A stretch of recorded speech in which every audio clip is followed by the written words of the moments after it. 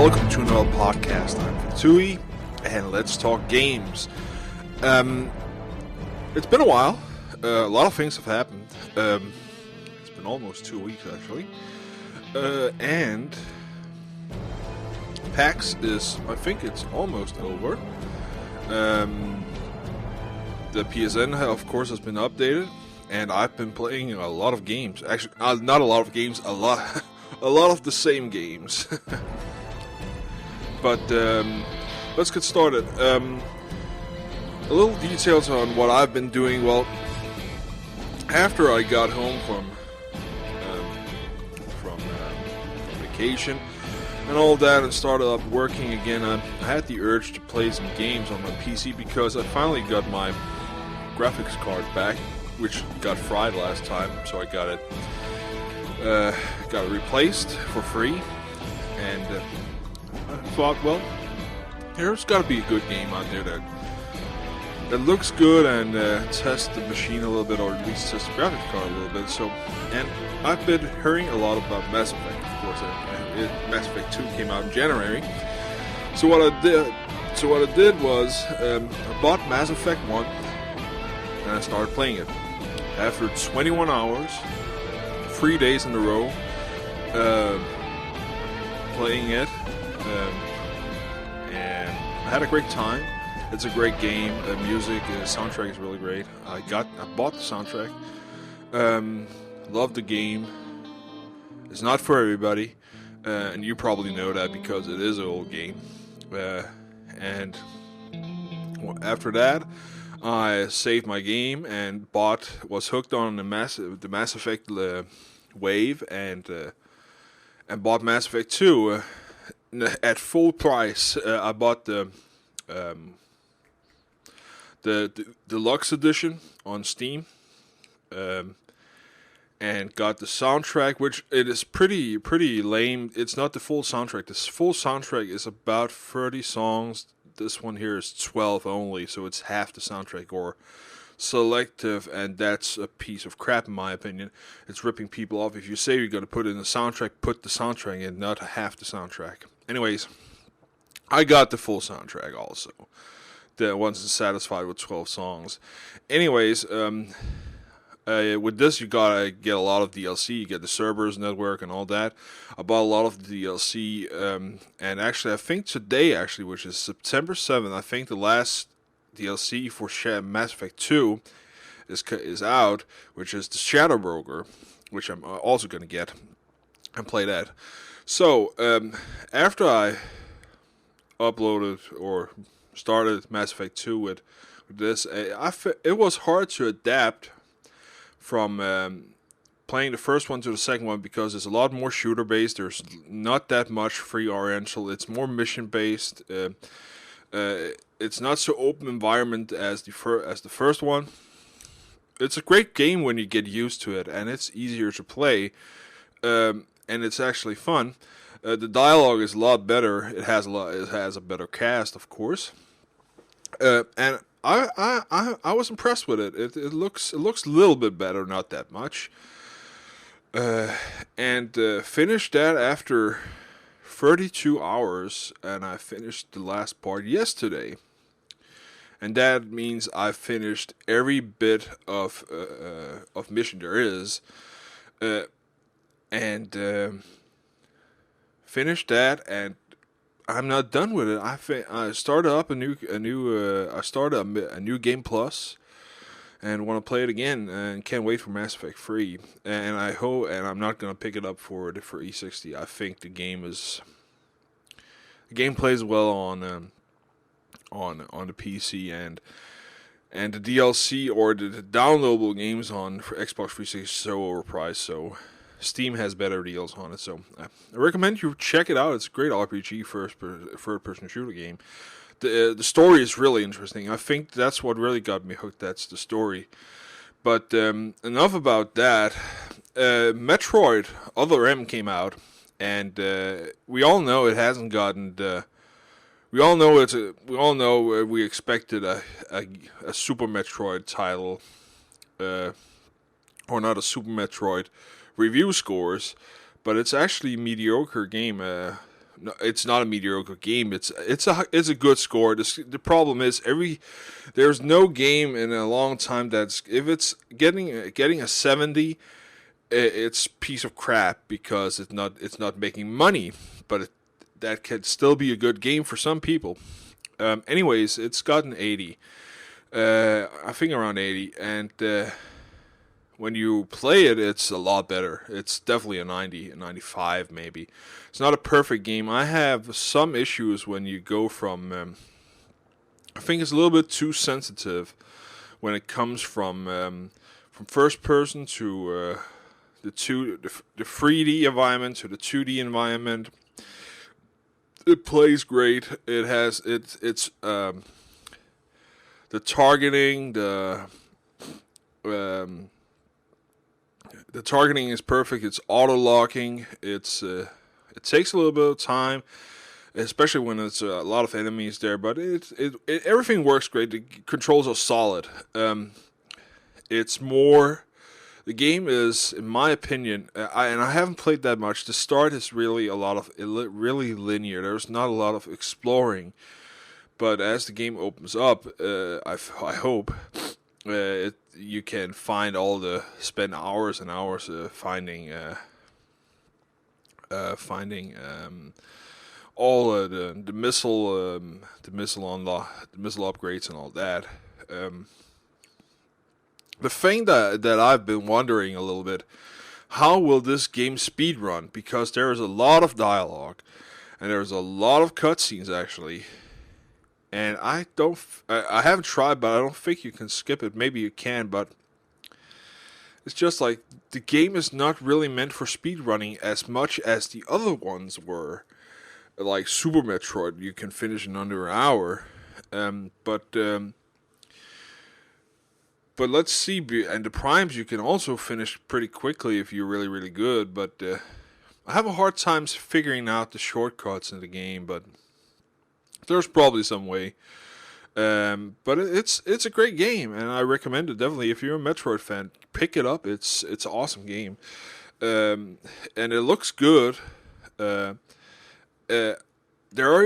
has been some issues around where people, for instance, women have been degraded in the game because of the way you get unlocks in the game.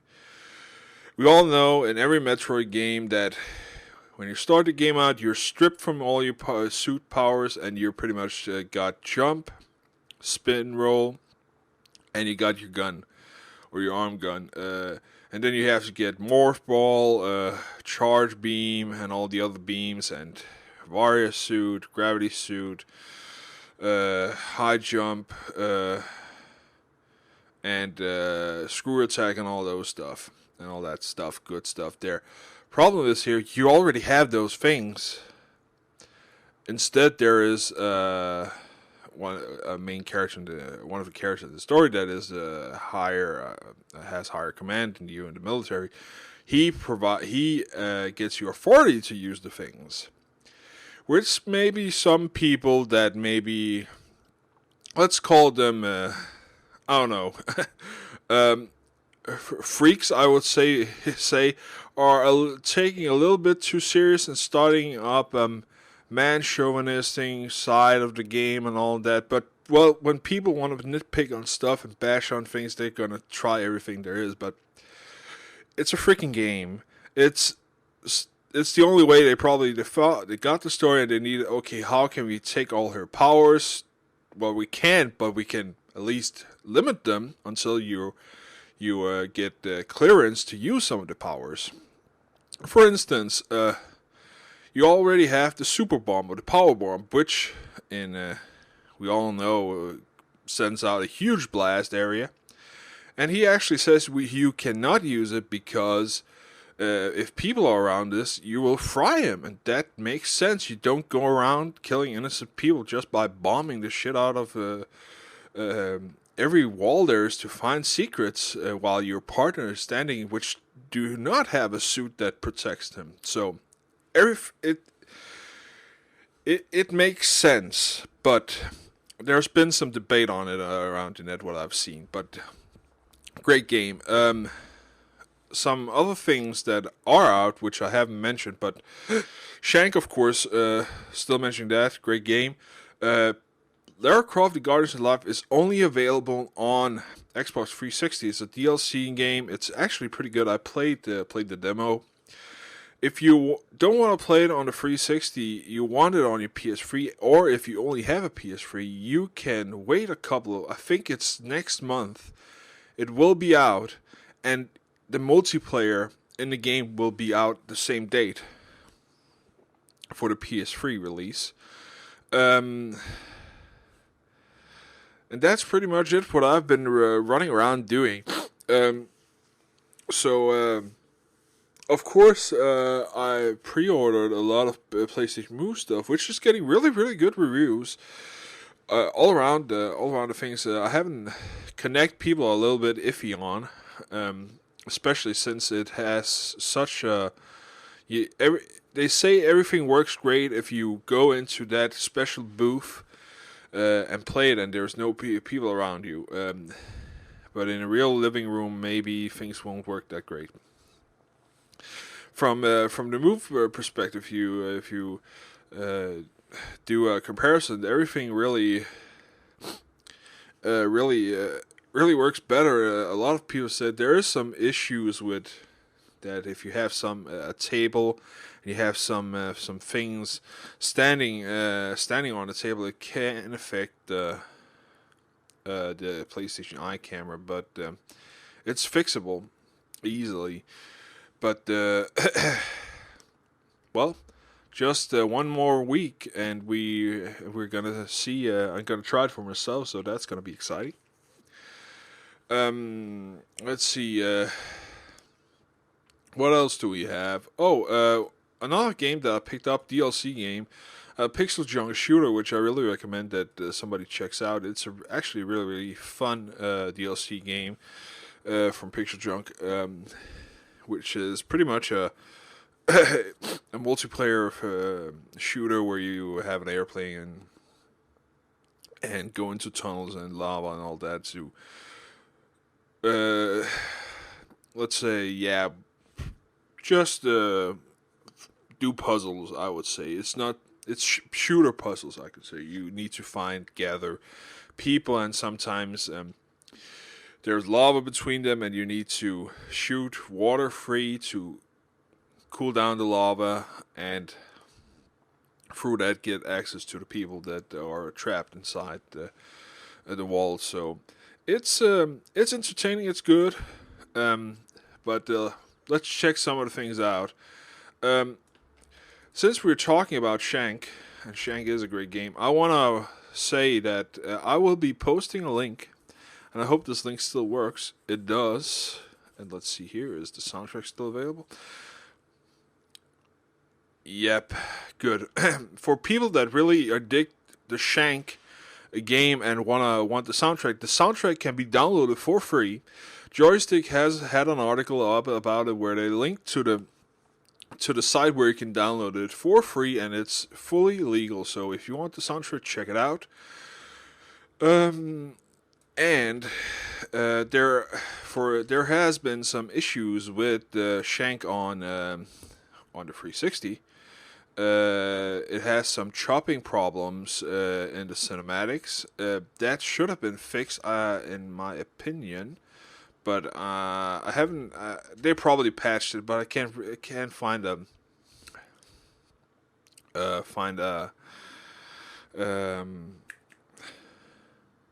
post about it. Another thing is the PDP announces lineup for Kinect peripherals, and this is insane. We're talking Kinect peripherals like a wall mount, a TV mount, and an extension cable, and a floor stand for the Kinect, because the camera is pretty big. So a wall mount will cost you $15.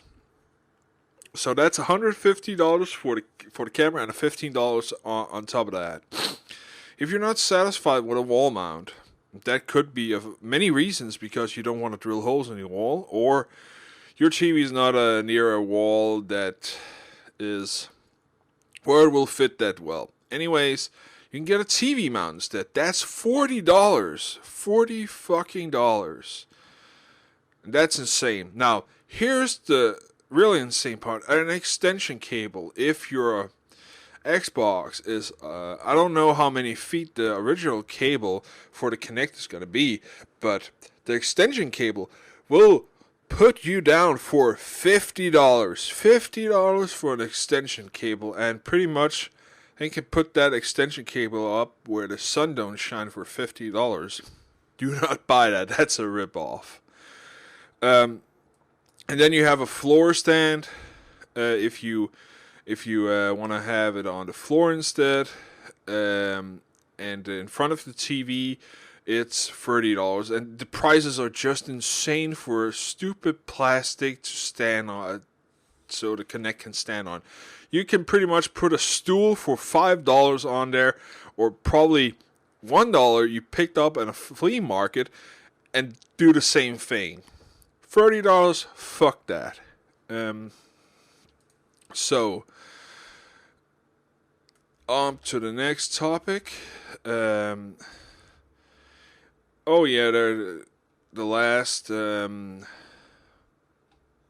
This here is the last the GameStop or PSN update for last week. Of course, Shank, Joe Danger had some stuff. You already know this because you probably checked it out. But the Mafia 2 demo and some other nice stuff were out there. Let's check out actually if there's a firmware update. Sorry, I forgot to mention this. There's firmware update, which is mandatory to 3.2, which is some minor tweaks. The firmware update for 3D has been moved, I think, a month ahead, but that's the only thing. I can't seem to find. No, they haven't posted on the blog yet what the piece the PlayStation Store is going to be updated with. So keep an eye out on their Twitter or something to check that out.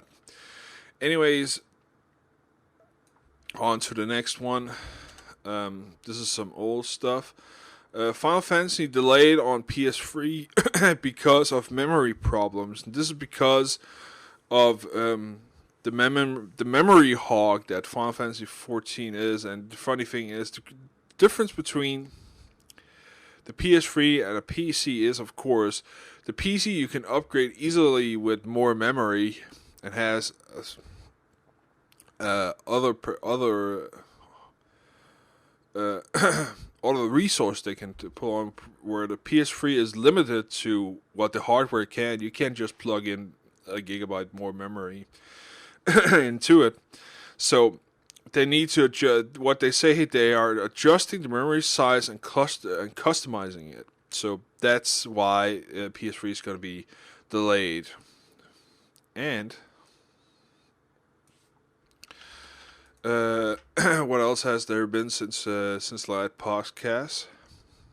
Take-Two loses legal fight over BioShock.com. So BioShock.com is not owned by by Take-Two, and they probably want it. But the guy who owns BioShock.com, let's go into BioShock.com and actually check out what it is, and it looks really bad. Looks like a spyware site or something. I don't. What are they doing here? Space biology DNA testing? Looks like a lab. I don't know. Anyways, they are not selling, and Take-Two couldn't get it because BioShock.com was not established. I think something like that, a legal thing, but they're not getting it. So sorry about that, Take-Two. So, this link here is broken. Let's fix it. Microsoft fires off salvo for Halo Reach priority. Yeah, Halo Reach, of course, is not out until next week. the same time of move, actually a day before move. But the whole idea is it's already out. People are pirating the shit out of it, and it's been like this for almost 2 weeks now, and Microsoft is pretty much going on a rampage. They are pissed. And the funny thing is, the only way that this game could be pirated is probably somebody inside Microsoft leaked it, or some GameStop attendee got a hold of a copy and just decided to put it up on torrent. Anyways, here's the stupid part. This is the stupid part on the people that are pirating the site. So they went online with the game, and you don't do that because instantly your live account is going to be closed, and that's what they're doing. They are putting out, sending out emails to people who own an account and saying you're closed and it will not be reopened and you are not allowed to have a live account anymore. Blah blah blah blah blah, and that's pretty much it. So. And there's another article where it actually, I found the letter what it actually says, so I'm not gonna read that up. And here's how. And there's a site. Somebody, you already know that if you buy the Slim, you can't use your old hard drive because, well, the form factor of the hard drive, and I don't mean the hard drive itself is different. It's still a SATA drive. Problem is, the box that they put it in is different, so you can't plug it in the Slim. So somebody figured out how to mod it, and it's not that it takes a genius to figure this out. But there's a video here who shows you how to do it. If you want to do that, and that's of course your own risk. So, Mega Man Online has the first trailer, and there's actually gameplay footage of it also, which came out a couple of days ago. But here's the first now trailer on Kotaku, and we have of course BioShock 2 got its first single-player DLC contest with this Minerva's Den, where you fight an AI, which I haven't played yet. It should be actually pretty good. And here's something from Joystick also, where Sucker Punch actually tells about why they went back with the old Cole, and that's of course a good reason for it, because they didn't expect such bad feedback from the change, so they revamped the character back to the old stuff, but still changed some of the clothing features, which is okay. I like the old code. I can't see why they want to revamp the whole character, because the character is now established. But it's good to see that Sucker Punch and other companies take feedback and use it to make the game what people actually want to pay and play for. Something for Phantasy Star fans: Phantasy Star 2 released for iPhone, other Sega games on sale. This is old, but I'm gonna say, if you don't know that Phantasy Star 2 is out, check it out. It's actually a good game. Let's see here.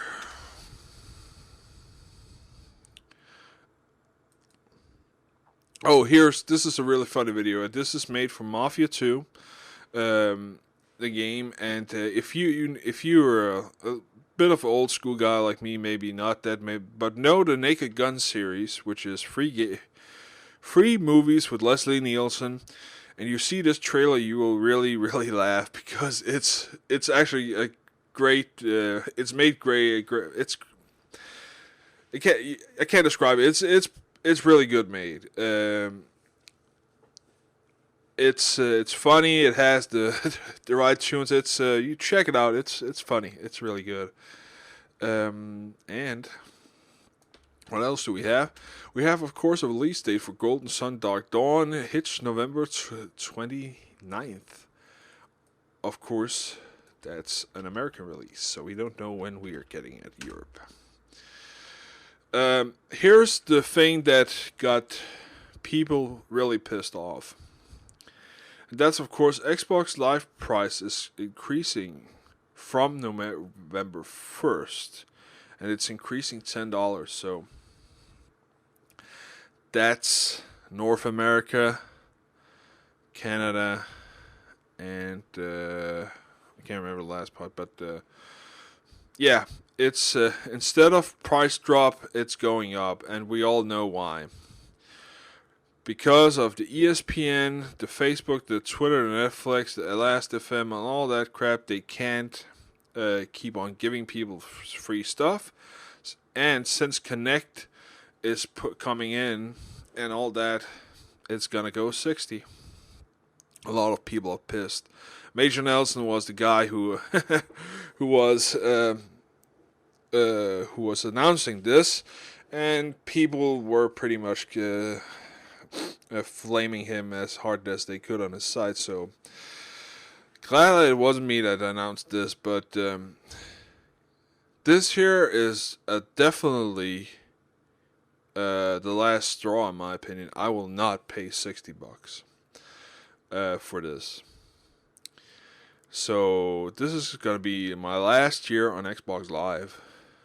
There's going to be a really, really, really good reason for me to go back.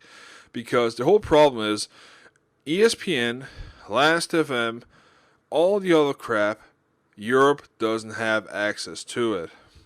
ESPN is US only. Last.fm is, I think, US and England only. Only a few countries has access to it. So fuck them for $60. I'm not paying it. And let's see here. Ooh, if you're a big fan of Tron, and maybe you want to buy the game, Tron the game, and I'm talking of Tron Evolution, the second one. You're gonna get a light cycle, which is pretty cool in my opinion. But the game is not gonna be good. I don't think. I'm not putting $80 on the line to get a light cycle and a shitty game. And they're actually charging $130. So hell no. So that's pretty much it.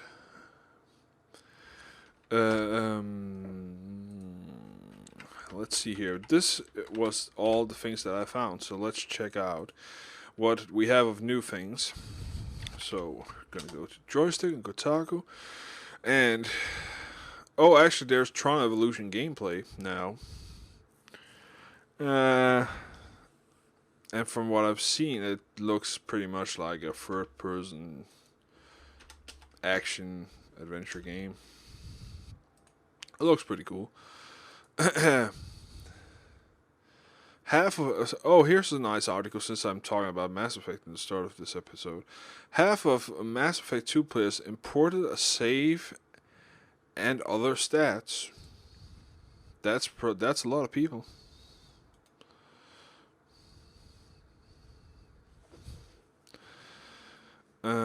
Let's see here. What else do we have? Call of Duty Black Ops will feature voices of Gary Oldman and Ed Harris.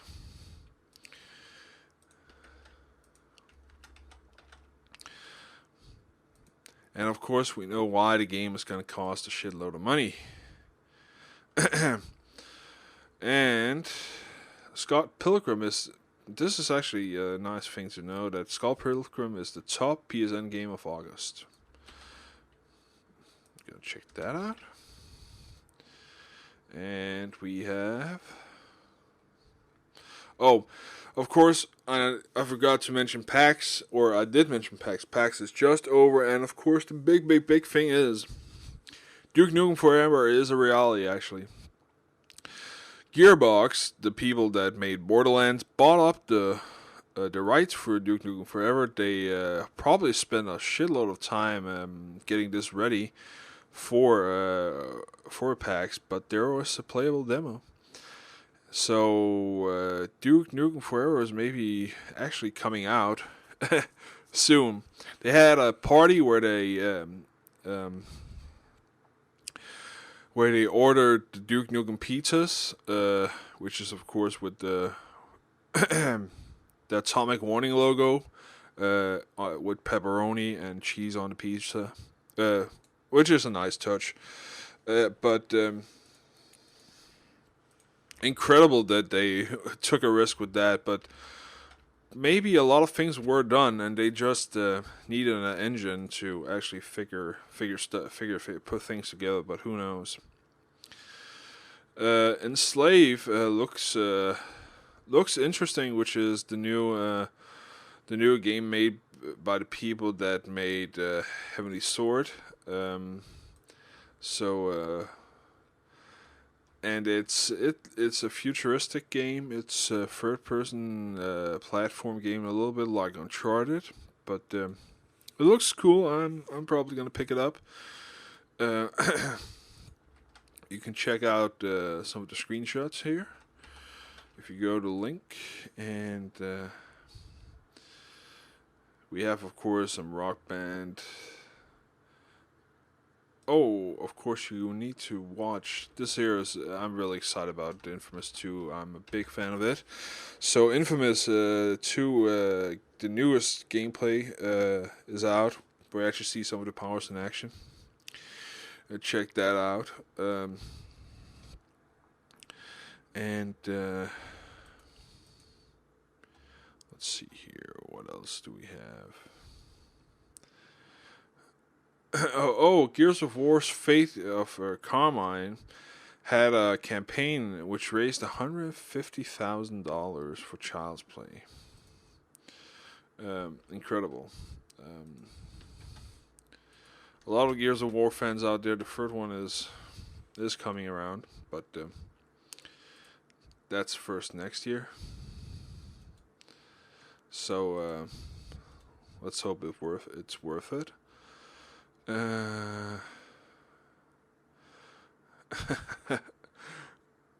Here's a picture of a Ewok in the DeLorean, which I found actually pretty funny.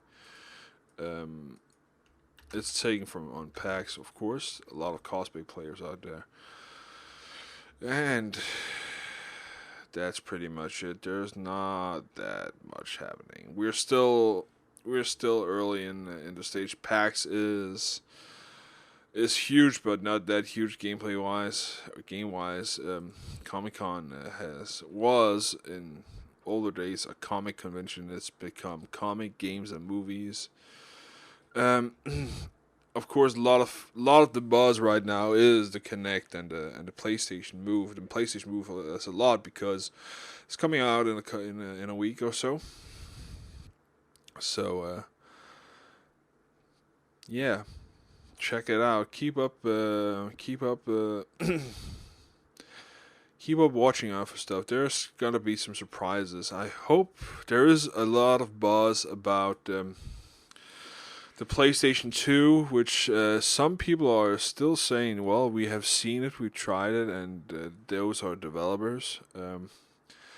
And the gut out there, or the rumors out there, my gut tells me I think we might actually see a little bit of it at Game Show, the game convention in Tokyo. Tokyo Game Show, as its real name is. So I hope that, and I hope Move is gonna be good. I'm really excited about Sorcerer. That's probably the game that sold me the Move. And I hope the peripheral is worth the money, but that's what we're gonna discuss next time. So until then, I'm Fatui, and you can contact me through Twitter at twitter.com/Fatui. That's FETTOUHI. Or you can, of course, contact me through email, which is let's talk games in one word at fatui.dk. Or you can check out my website, which is www.fatui.dk. That's again FETTOUHI.DK, where you also can download my my podcast and of course see my videos. And you can of course go to vimeo.com/Vitui to check out the Vimeo videos also there. And of course go check out at iTunes Let's Talk Games, or sign up through my RSS feed, or join me at Twitter if you want that. There's a lot of ways to contact me, and I thank you for listening, all of you, and I hope to talk to you next time. So, that's it.